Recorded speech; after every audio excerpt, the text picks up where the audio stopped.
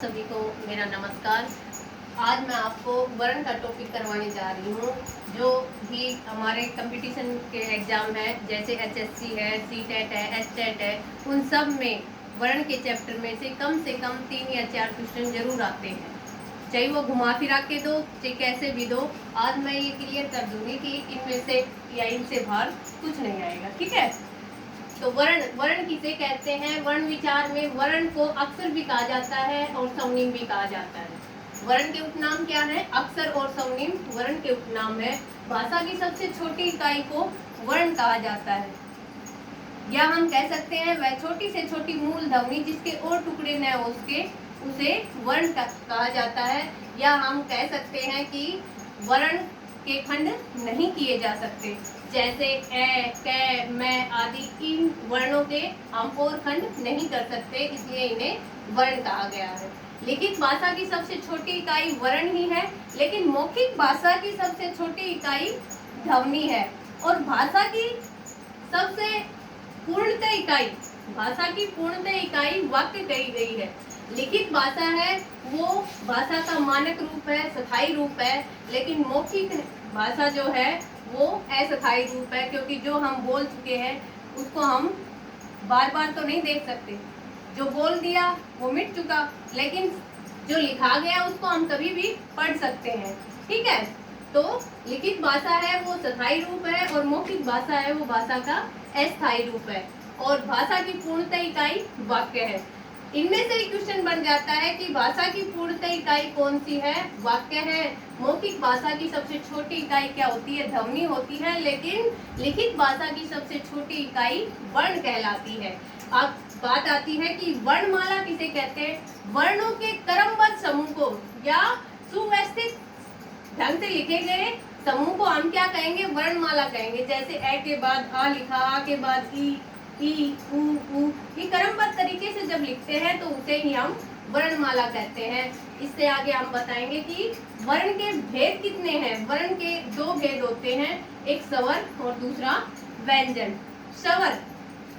स्वर भी वैसे है तो ये क्या संस्कृत का वर्ड है स्वर। कई बार पूछा भी जाता है कि इनमें से तत्सम शब्द कौन सा है। वहाँ स्वर लिखा हो तो स्वर तत्सम शब्द है। और अच भी, स्वर को हम दूसरा नाम क्या दे सकते हैं? अच कहा जाता है। कई बार कंफ्यूजन में डालने के लिए, क्योंकि हिंदी वाले बहुत कम पढ़ते हैं कि इसको स्वर का उपनाम अच भी है। ठीक है। और वो कह देते हैं कि कौन से वर्ण समतत्व रूप से बोले जाते हैं। 4 ऑप्शन में दे देंगे कि स्वर ना देकर वहाँ अच लिख देंगे, तो ये अच ही उसका आंसर होगा, क्योंकि स्वर को ही अच कहा जाता है। अब बात आती है कि स्वर कितने हैं? 11 हैं। स्वर किसे कहते हैं? वे वर्ण जो समतत्व रूप से बोले जाते हैं या जिन वर्णों को बोलते समय किसी दूसरे वर्ण की सहायता न लेनी पड़े, उसे स्वर कहा जाता है। तो स्वर कितने हैं? स्वर 11 है। 11 स्वरों में से भी इसकी स्वरों की मात्रा कितनी है? मात्रा होती है 10। मात्रा 10 होती है। क्यों होती है 10? क्योंकि ए जो वर्ण है इसकी कोई मात्रा नहीं होती। ए की कोई मात्रा नहीं होती। क्यों नहीं होती? क्योंकि ए जो है ये स्वर सभी व्यंजनों में मिला होता है। ठीक है। और इसकी खासियत क्या है? ये मध्य स्वर कहा जाता है, क्योंकि जीव के बोलने के हिसाब से स्वरों को 3 भागों में बांटा गया है। एक अग्र स्वर जो जीव के अगले हिस्से से बोले जाते हैं, एक पश्च स्वर जो जीव के पिछले हिस्से से बोले जाते हैं, और एक मध्य स्वर। तो मध्य स्वर कौन सा है? मध्य स्वर ए है। और अग्र स्वर कौन से हैं? छोटी ई, बड़ी ई, री, ए, आई। ये 5 अग्र स्वर है। ये जीव के अगले हिस्से से बोले जाते हैं। और पश्च स्वर ये कौन से हैं? अग्र स्वर कौन कौन से? ई, री, ए, आई। ये अग्र स्वर हैं।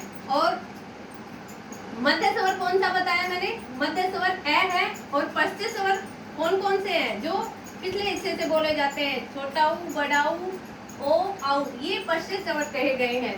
अब इनके अलावा भी मात्रा के हिसाब से स्वरों को 3 भागों में बांटा गया है। कौन कौन से? एक हर्षु स्वर,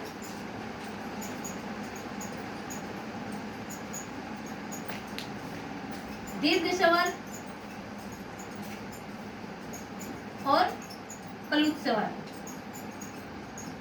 हर्षु स्वर को यहाँ मूल स्वर कहते हैं, इसका उपनाम क्या है? मूल स्वर।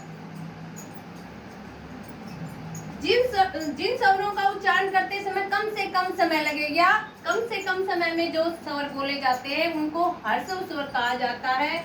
जैसे ए, ई, उ और री, ये 4 हर्षु स्वर कहे गए हैं। और दीर्घ स्वर कौन से हैं? आ, बड़ी ई, बड़ा उ, ए, आई, ओ, औ, ये 7 दीर्घ स्वर कहे गए हैं। ठीक है, अब बात आती है कि क्लुप्त स्वर कौन से हैं। तो क्लुप्त स्वर, बेटे क्लुप्त स्वर की मात्रा 3 मात्राओं का समय लगता है क्लुप्त स्वर में बोलने में। कर दिया। तीसरा है क्लुप्त स्वर।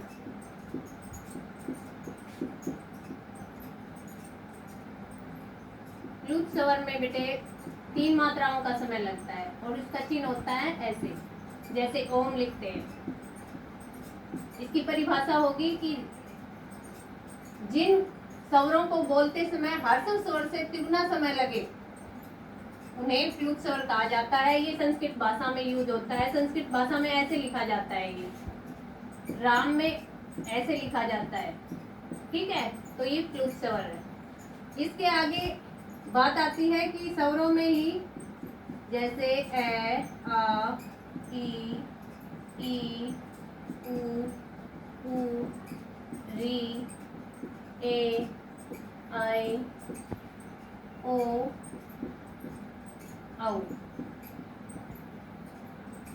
अब ये तो मैंने क्या बताया? ये मध्य स्वर बताया। ये अग्र स्वर कहे गए हैं। जीभ के अगले हिस्से से बोले जाते हैं। छोटा ऊ, बड़ा ऊ, ओ, औ, ये पश्च स्वर कहे जाते हैं, पिछले हिस्से से बोले जाते हैं। ठीक है, इसके बाद भी स्वरों के भेद किए गए हैं। एक संयुक्त स्वर होता है। एक संयुक्त स्वर में हम किस किस को ले सकते हैं? एक सहजातीय होते हैं। सहजातीय स्वर कौन से हैं? जो जोड़े के साथ है। ए, आ, ये जोड़ा है, ये सहजातीय स्वर है। ई, ये भी जोड़ा है। ऊ,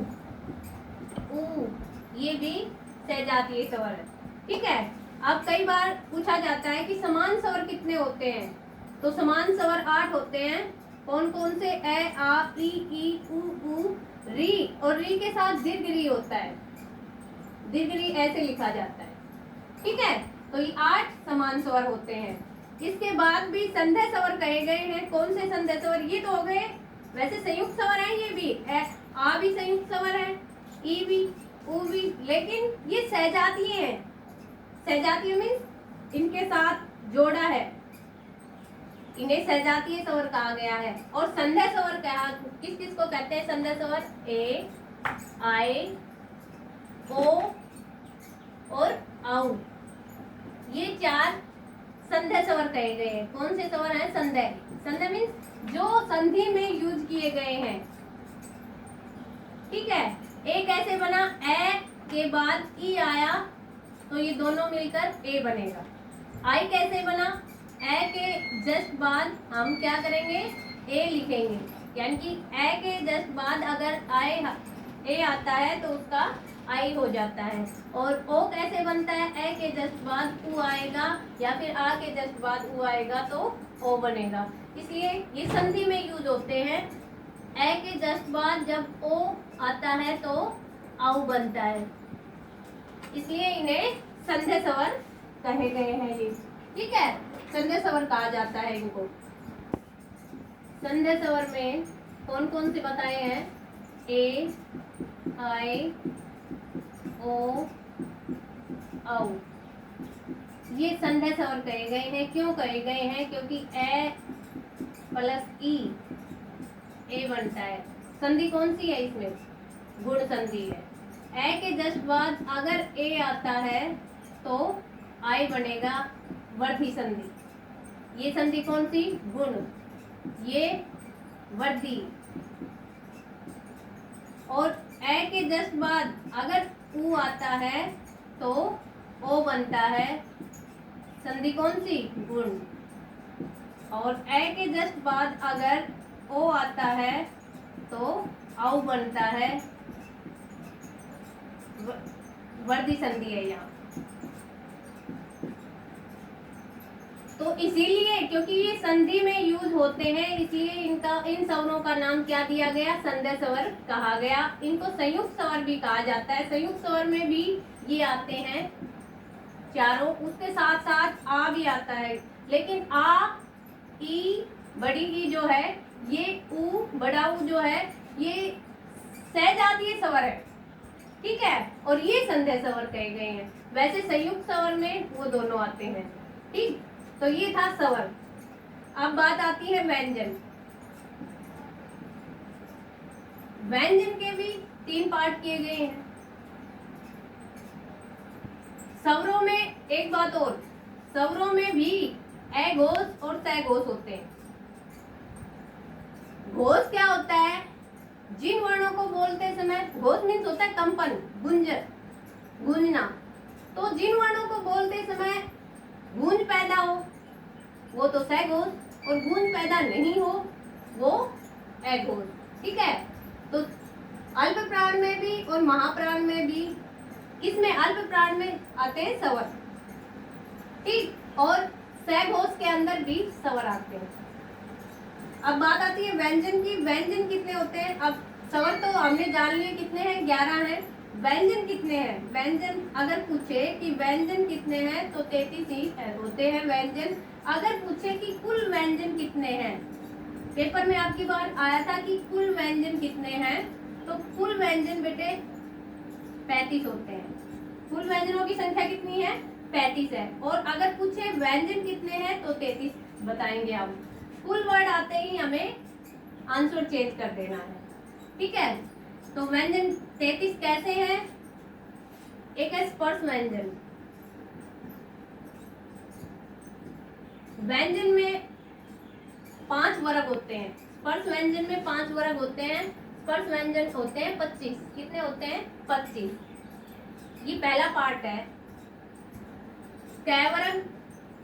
कै वर्ग में कै, ख, ग, घ, अंग ये आते हैं। कै के बाद चै वर्ग, चै, छ, ज, झ, ये।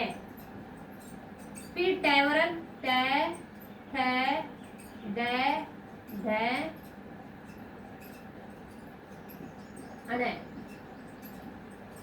फिर तै वर्ग, तै, थ, द, ध, न।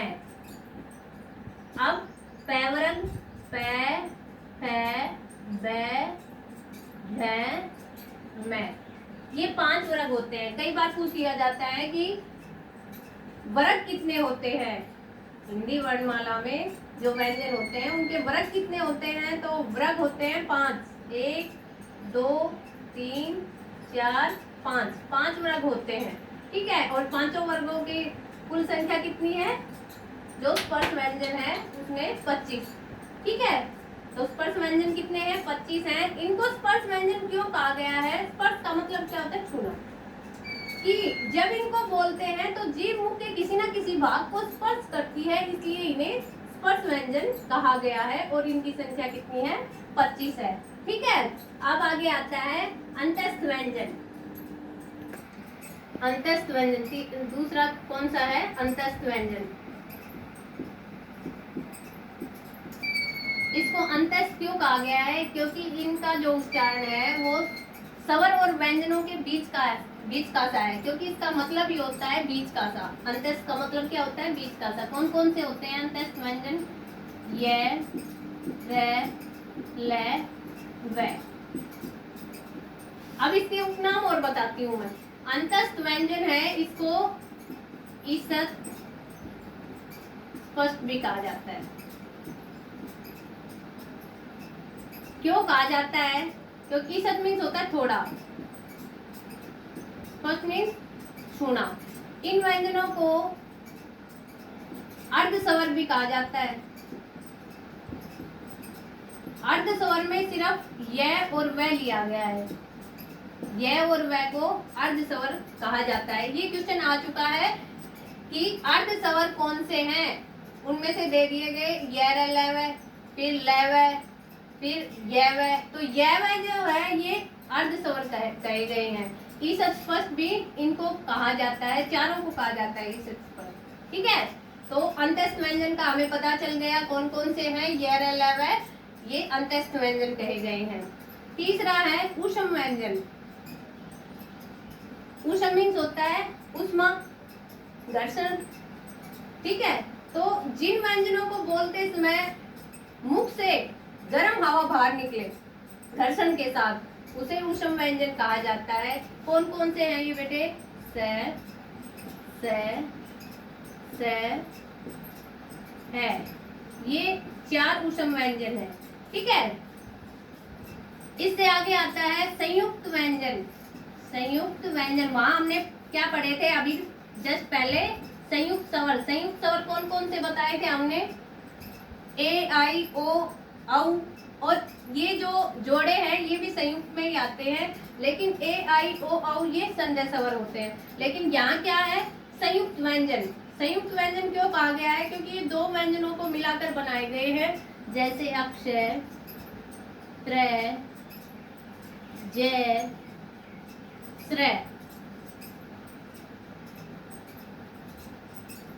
एक पेपर में आया था कि जैसे ये चारों क्या है?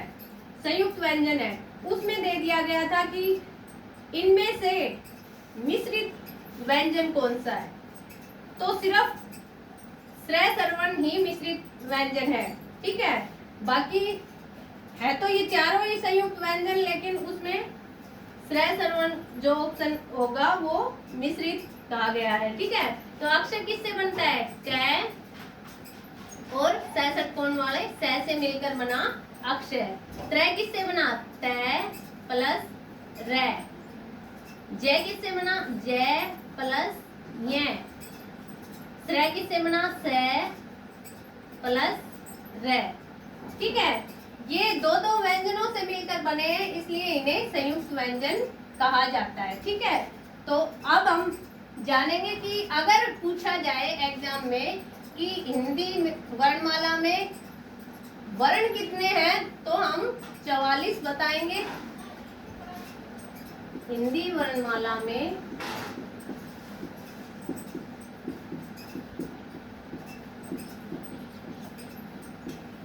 वर्ण कितने हैं, अगर क्वेश्चन ये आए कितने हैं, तो हम संख्या क्या देंगे? 44। कैसे? 11 स्वर और 33 व्यंजन, ठीक है। लेकिन अगर आए कुल व्यंजन, कुल वर्णों की संख्या, कुल वर्णों की संख्या पूछी जाए, तो हम क्या लिखेंगे? 52। आंसर क्या होगा? 52। कैसे? स्वर कितने? स्वर 11, 2 आयोग व अंग और अ है। इनको आयोग व क्यों कहा गया? ए योग, ए मीन्स नहीं, योग जिनको न तो स्वरों में गिना जाता है और न ही व्यंजनों में गिना जाता है, इन्हें आयोग व इसलिए कहा जाता है, ठीक है। व्यंजन 33। आगत वर्ण कौन कौन से हैं? ढ और ड, ये 2 आगत वर्ण है। ढ और ड, ये 2 आगत वर्ण मिला दिए गए हैं, ठीक है। और संयुक्त व्यंजन कितने? संयुक्त व्यंजन कितने हैं? 4।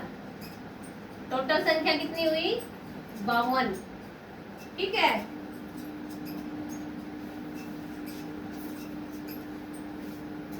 तो ये थी वर्णों की संख्या। अब बात आती है वर्णों की संख्या हमने करवा दी, स्वर बता दिए, व्यंजन बता दिए। अब घोष और अघोष के बारे में बताऊंगी मैं कि घोष क्या होता है और अघोष क्या होते हैं, ठीक है। एक होता है स्पर्श व्यंजन, एक संघर्षी व्यंजन, स्पर्श संघर्षी व्यंजन।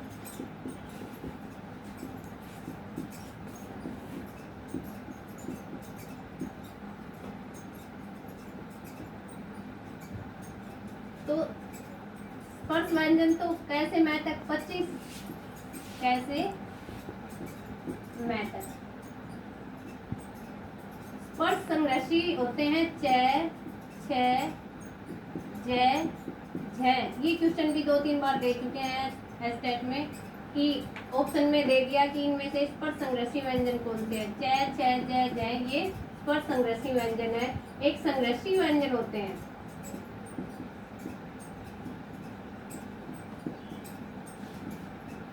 कौन से होते हैं, से,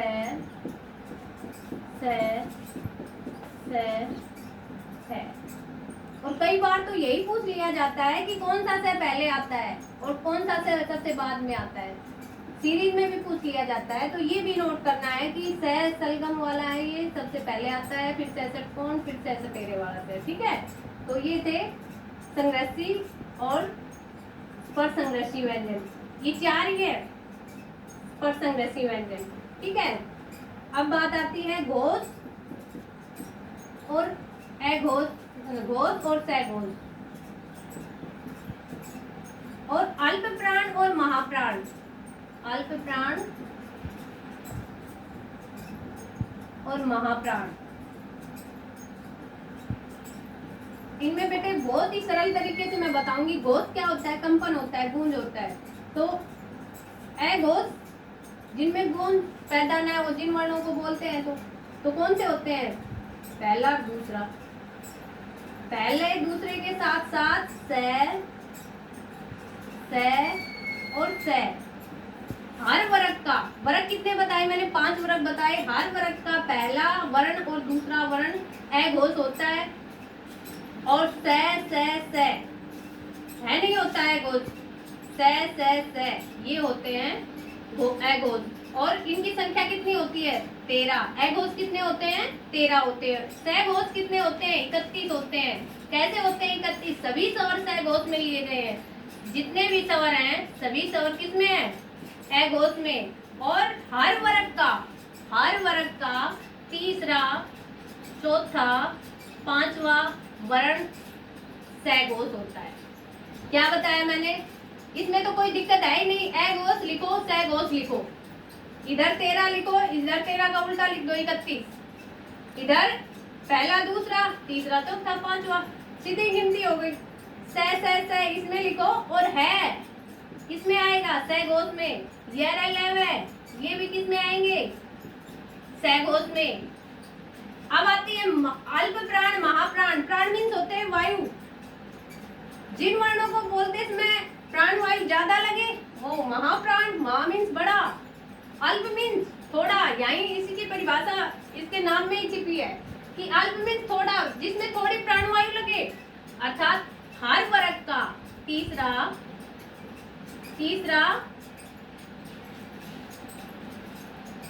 5वां और पहला, तीसरा, 5वां ये अल्प प्राण है, और दूसरा और चौथा ये महाप्राण है। महाप्राण में आते हैं है, ये महाप्राण में आते हैं। अल्प प्राण में सभी स्वर